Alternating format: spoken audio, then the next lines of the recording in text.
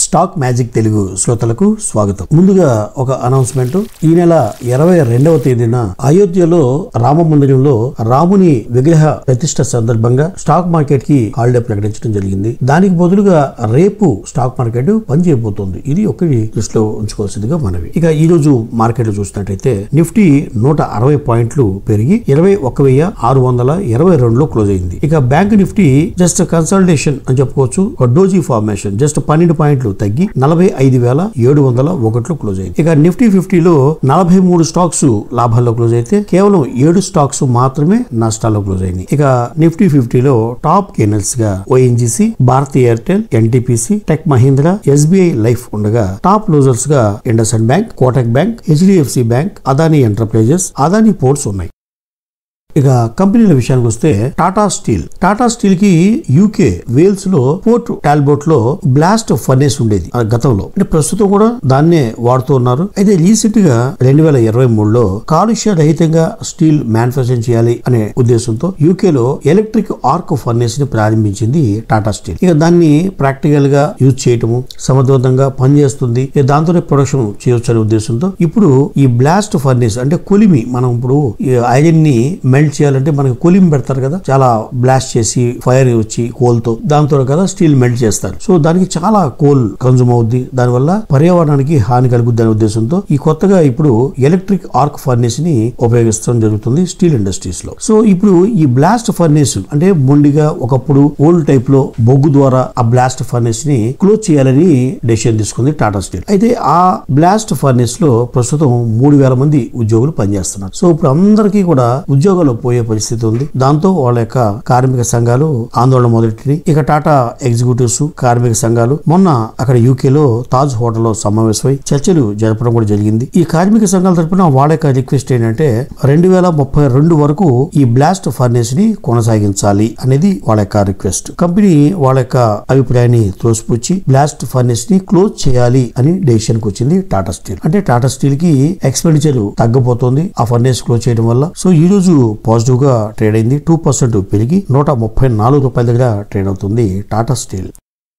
Coal India company ఈ ప్రభుత్వ రంగ సంస్థ. కంపెనీ నికర విలువలో 30% కంటే ఎక్కువ థర్మల్ పవర్ ప్లాంట్ లో పెట్టుబడులు పెట్టాలి అనే దానికి సంబంధించి కేబినెట్ ఆమోదం తెలిపింది. ఈ కేబినెట్ లో ప్రధానమంత్రి నరేంద్ర మోడీ గారు కూడా ఉండడం జరిగింది. ఈ యొక్క థర్మల్ పవర్ ప్లాంట్ లో ఒకటి అమర్ కంటక్ థర్మల్ పవర్ స్టేషన్ లో మధ్యప్రదేశ్ పవర్ జనరేషన్ కంపెనీతో జాయింట్ వెంచర్ ద్వారా 660 మెగావాట్స్ థర్మల్ ప్లాంట్ ని ఏర్పాటు చేయడం జరిగింది. అలాగే మహానది బేసిన్ పవర్ లిమిటెడ్ ద్వారా 800 megawatts 2 number thermal power plant ని ఏర్పాటు చేయబోతోంది కోల్ ఇండియా. ఈ రోజు 2% పెరిగి 385 రూపాయల దగ్గర ట్రేడ్ అవుతుంది కోల్ ఇండియా.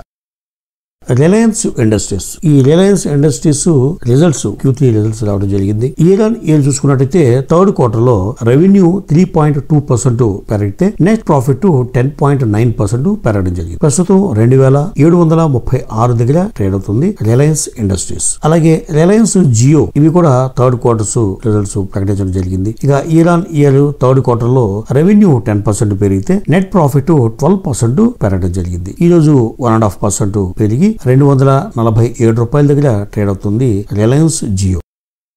ఇక మార్కెట్ లో కొత్తగా ఐపీఓకి వచ్చి ఈ రోజు లిస్ట్ అయిన company Shri Maruti Nandan tubes limited. ఇది BSE లో లిస్ట్ అవడం జరిగింది. ఈ కంపెనీ ఆల్రెడీ మన వీడియోలో కూడా ఈ కంపెనీ గురించి, దాని యొక్క ప్రోడక్ట్ గురించి మనం చెప్పడం జరిగింది. వీళ్ళు ట్యూబ్స్, ఆ స్క్వేర్ ట్యూబ్స్ ఇండస్ట్రియల్ గా వాళ్ళు సప్లై చేయడం జరుగుతుంది. ఈ రోజు ఇన్వెస్టర్లకి కంపెనీ ఇష్యూ చేసిన ప్రైస్ 143 రూపాయలు అయితే ఈ రోజు ఓపెన్ అవడమే 200 రూపీస్ లో ఓపెన్ అయింది. ఇక ఒక స్థాయిలో 210 రూపాయల దాకా పెరిగి ఇక మార్కెట్ క్లోజ్ అయ్యే సమయానికి 210 క్లోజ్ అయింది. ఒక మంచి లిస్టింగ్ అని చెప్పుకోవచ్చు Shri Maruti Nandan tubes limited.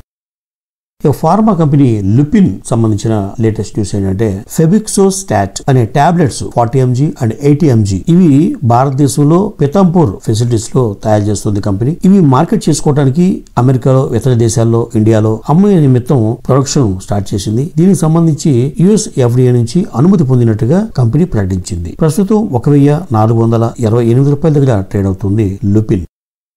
Electronic contract manufacturer Dixon technologies ఈ కంపెనీకి సంబంధించిన లేటెస్ట్ న్యూస్ ఏంటంటే నోయిడాలో కంపెనీ యొక్క అనుబంధ సంస్థలో directorate of revenue intelligence manufacturing ఫెసిలిటీలో సోదాలు నిర్వహించినట్టుగా కంపెనీ అప్డేట్ చేసింది. జనవరి 17న ఈ సోదాలు జరిగి రాత్రి 8 గంటల వరకు కూడా సోదాలు జరిగినట్టుగా కంపెనీ తెలియజేస్తుంది. అయితే ఈ చర్య ద్వారా కంపెనీ యొక్క ఆర్థిక వ్యవహారాలపై గాని ఇతర కార్యకలాపాలపైన ఎటువంటి ప్రభావం ఉండబోదని కంపెనీ ప్రకటిస్తోంది. ఈ రోజు మాత్రం స్టాక్ చాలా నెగిటివ్ గా ట్రేడ్ అయింది. 3% తగ్గి 6100 దగ్గర ట్రేడ్ అవుతుంది Dixon technologies. Hindustan Unilever limited FMCG దిగ్గజంగా చెప్పుకునే Hindustan Lever third quarter results ని ప్రకటించింది. ఇక థర్డ్ క్వార్టర్ లో ఇయర్ ఆన్ ఇయర్ చూసుకున్నట్లయితే రెవెన్యూ 0.47% పెరిగితే నెట్ ప్రాఫిట్ 1.41% పెరిగింది. ఇక ప్రజెంట్ ఈ ఫైనాన్షియల్ ఇయర్ లో 9 నెలలు గడిచింది, అంటే 3 క్వార్టర్స్ కంప్లీట్ అయినాయి. ఈ 9 నెలలకు గాను రెవెన్యూ 3.39% పెరిగితే నెట్ ప్రాఫిట్ 2.65% పెరిగింది హిందుస్థాన్ యూనిలివర్ కి. ఈ రోజు 1% స్టాక్ పెరిగితే 2568 రూపాయల దగ్గర ట్రేడ్ అవుతుంది హిందుస్థాన్ యూనిలివర్. పేటిఎం కూడా ఈరోజు థర్డ్ క్వార్టర్ రిజల్ట్స్ ని అనౌన్స్ చేయడం జరిగింది. ఇక ఇయర్ ఆన్ ఇయర్ చూసినట్టయితే థర్డ్ క్వార్టర్ లో రెవెన్యూ 40% పెరిగింది. ఇక గతం నుంచి నష్టాల్లో ఉన్న పేటిఎం నష్టాల్ని తగ్గించుకుంది. ఎందుకంటే గత సంవత్సరం Q3 లో 392 కోట్లు నష్టాన్ని ప్రకటిస్తే ప్రస్తుతం 219 కోట్లు నష్టాన్ని మాత్రమే ప్రకటించింది. అంటే 43% నష్టం తగ్గింది. నష్టం తగ్గింది అంటే కంపెనీకి లాభాలు, అది ఒక పాజిటివ్ సైన్ గా చెప్పుకోవచ్చు. ఇక గడిచిన 9 నెలలకు గాను రెవెన్యూ 36.9% పెరిగితే నష్టం గత సంవత్సరం ఈ 9 నెలల కాలానికి 1607 కోట్లు నష్టమైతే ప్రస్తుతం సంవత్సరంలో ఈ 9 నెలలకి 867 కోట్లు మాత్రమే నష్టాన్ని ప్రకటించింది. అంటే 46% నష్టం తగ్గింది ఇయర్ ఆన్ ఇయర్ చూసుకున్నట్లయితే. ఇది కూడా కంపెనీకి పాజిటివ్ అంశమని చెప్పుకోవాలి. ఈ రోజు 2% స్టాక్ పెరిగి 766 రూపాయల దగ్గర ట్రేడ్ అవుతుంది పేటిఎం. ఇక last company credit access Grameen limited. ఈ కంపెనీ Q3 రిజల్ట్స్ లో ఇయర్ ఆన్ ఇయర్ చూసుకున్నట్లయితే థర్డ్ క్వార్టర్ లో రెవెన్యూ 42.38% పెరిగితే నెట్ ప్రాఫిట్ 63.77% పెరిగింది. చాలా మంచి రిజల్ట్స్, మంచి గ్రోత్ ఉందని చెప్పుకోవాలి. ఇక 9 మంత్స్ చూసుకున్నట్టయితే కూడా లాస్ట్ ఇయర్ తో కంపేర్ చేసుకుంటే ఇప్పుడు గడిచిన 9 నెలలకి రెవెన్యూ 49.47% పెరిగితే నెట్ ప్రాఫిట్ 98.10% పెరిగింది. చాలా మంచి గ్రోత్ ఈవెన్ రెవెన్యూలో నెట్ ప్రాఫిట్ లో ఉందని చెప్పుకోవచ్చు. ఇంట్రాడేలో కంపెనీ స్టాక్ 4% పెరిగి ఇక మార్కెట్ క్లోజ్ అయ్యే టైంకి 1.3% పెరిగి 1670 రూపాయల్లో ట్రేడ్ అవుతుంది క్రెడిట్ యాక్సెస్ గ్రామీణ్ లిమిటెడ్. ఇవ్వండి ఈరోజు వార్తల్లోని ముఖ్యాంశాలు. మరో ఇంట్రెస్టింగ్ వీడియోతో మళ్ళీ కలుద్దాం. అంతవరకు సెలవు.